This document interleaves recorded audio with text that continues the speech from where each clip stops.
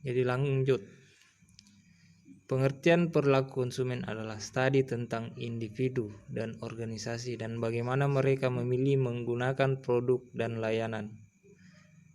Jadi tujuan studi ini yaitu memahami motivasi dan perilaku seorang sebagai konsumen. Jadi lanjut.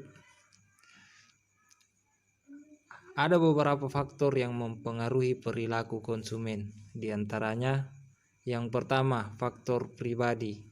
Jadi faktor ini termasuk minat dan pendapat seorang sebagai konsumen secara khusus.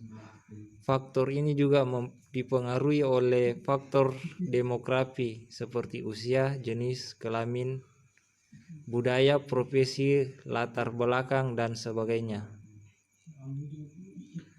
Selanjutnya, faktor psikologis. Faktor ini meliputi respon individu berdasarkan persepsi dan sikapnya terhadap campaign. Secara khusus, faktor ini juga termasuk persepsi dan sikap individu tentang kebutuhan sebagai konsumen. Poin ketiga, faktor sosial. Faktor ini meliputi pengaruh lingkungan hingga pengaruh media sosial terhadap keputusan konsumen. Kelas sosial, pendapatan, dan tingkat pendidikan juga tercakup dalam faktor ini. Selanjutnya, tipe-tipe perilaku konsumen. Yang pertama, perilaku membeli yang kompleks atau complex buying behavior. Jenis perilaku ini ditemui ketika konsumen membeli produk yang mahal dan jarang dibeli. Konsumen akan sangat terlibat dalam proses pertimbangan yang panjang sebelum memutuskan untuk melakukan pembelian. Selanjutnya, poin kedua, perilaku membeli yang mengurangi disonance reducing buying behavior. Pada tipe ini, konsumen akan sangat terlibat dalam proses pembelian tetapi kesulitan menentukan perbedaan antar merek. Disonasi dapat terjadi ketika konsumen khawatir bahwa mereka akan menyesali pilihan mereka.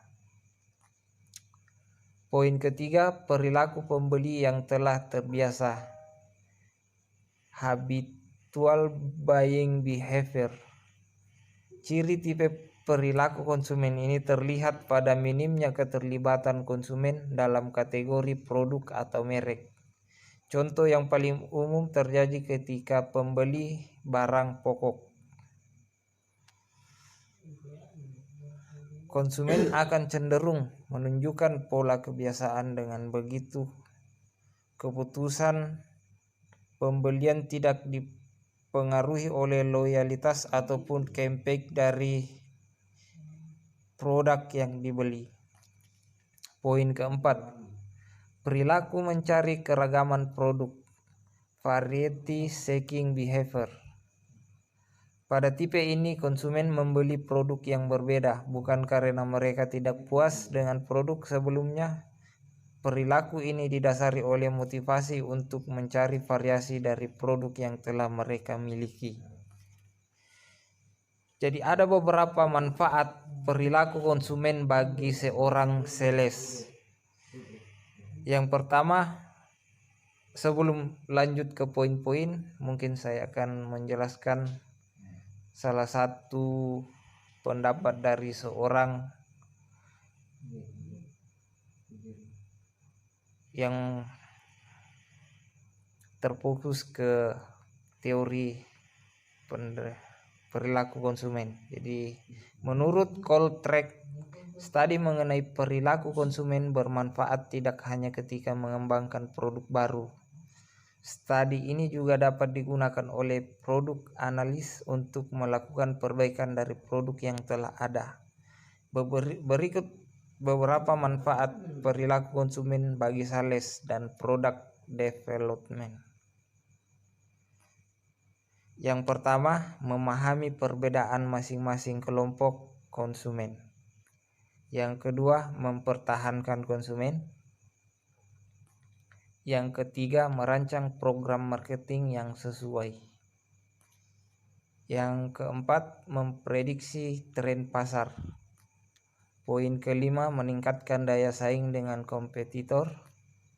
Poin keenam, meningkatkan customer service. Jadi mungkin sekian daripada penyampaian saya. Saya akhiri dengan ucapan billahi fisabilil haq fastabiqul khairat. Assalamualaikum warahmatullahi wabarakatuh.